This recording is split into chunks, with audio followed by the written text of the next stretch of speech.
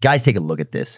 SEC forcing Ripple into settlement for XRP lawsuit. The prominent legal dispute between Ripple and the United States Securities and Exchange Commission began around the tail end of 2020. A scandal involving Ripple and the SEC's accusations that XRP was offered as an unregistered securities has rocked the cryptocurrency industry as a whole. In a historic first decision, the court ruled that XRP tokens were not securities in and of themselves, but it concluded that Ripple broke federal securities rules when it offered XRP to big investors. The stage was set for additional negotiations and possible settlements by this nuanced ruling, which created a complicated legal environment for Ripple. Significantly, Ripple has stated its readiness to pay a penalty of up to $10 million in order to settle the issue. The SEC ultimately conceded, lowering its original claim from $2 billion to slightly under $103 million as a result of this. In their rationale for the cut, the SEC cited the need to deter future wrongdoing in the crypto industry. Despite these discussions, the court has not yet decided on the potential punishment for Ripple, so the cryptocurrency community is waiting with bated breath. Judge Analisa Torres denied the SEC's request for an interlocutory appeal in October 2023.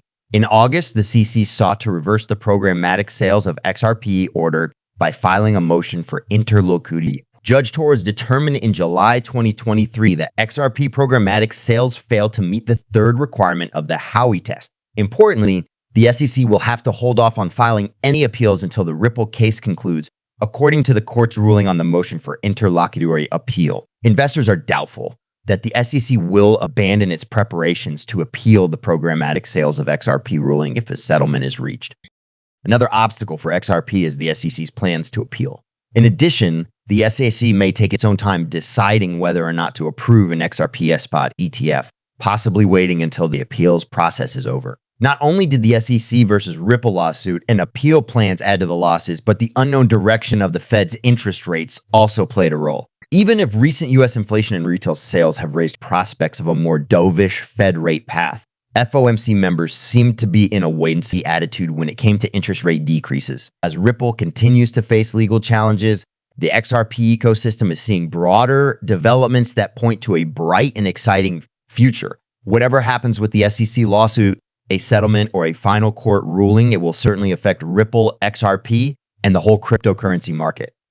In an effort to shed light on the ruling handed down by the California court in the class action lawsuit against Ripple, the company's chief executive officer and chief legal officer each released separate statements. Judge Phyllis Hamilton of the California court that presided over the case on June 21st rejected all class action claims brought against the blockchain firm. In light of this ruling, the XRP class action lawsuit misinformation was addressed, prompting the issuance of the remarks.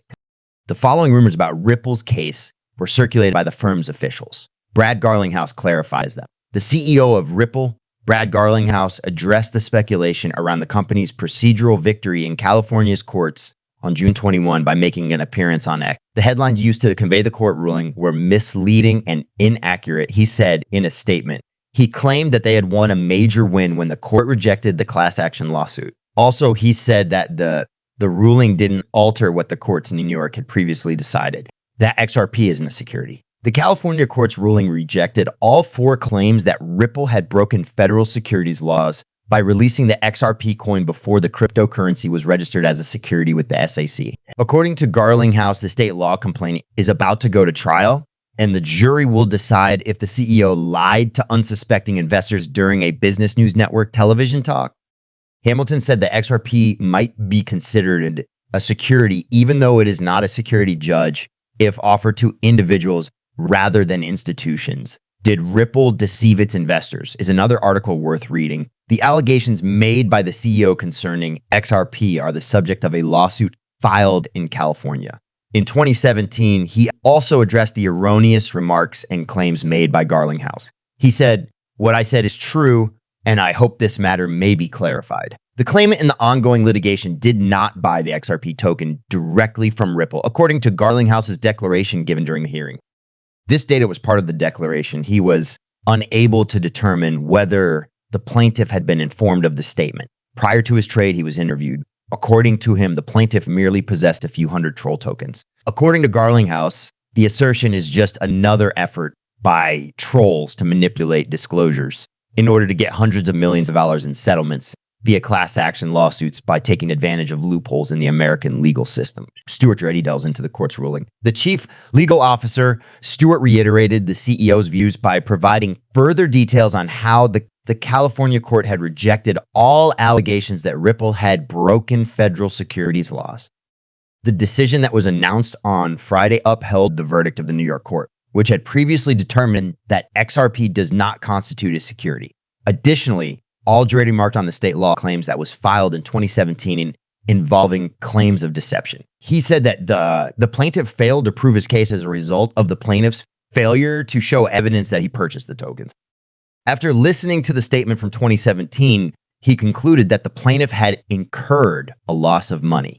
In his statement, Darity stressed his delight about the individual state law claim, stating that they were keenly anticipating the portion of the trial would entail cross-examination. The subject of whether XRP ought to be deemed a security is still unresolved.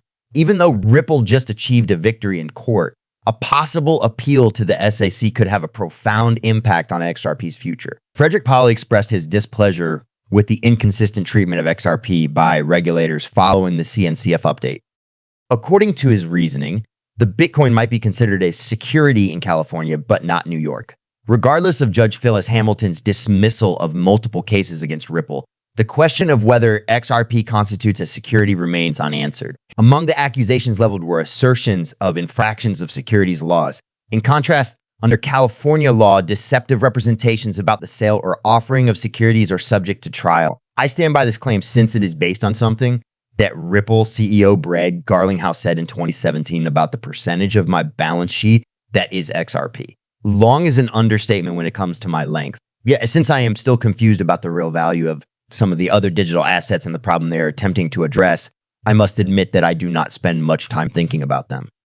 In my opinion, you have a good chance of continuing if the problem you're trying to solve is real and scalable. In addition, I still have a very long position in XRP, and it's clear that we've been quite lucky. In this field, HOLD is meaning hold is a common acronym. I like to think of myself as a hodler, the court's rulings and their effects. U.S. courts rejected allegations that Ripple had broken us securities laws, contradicting a New York court's finding that the company had done so. In July 2023, Judge Annalisa Torres ruled that by offering XRP to institutional investors, Ripple had violated the rules governing securities in the U.S. The SEC and Ripple are both awaiting a court ruling that will determine the penalty that Ripple must pay in the event that the SEC decides to appeal and how this decision would affect the market.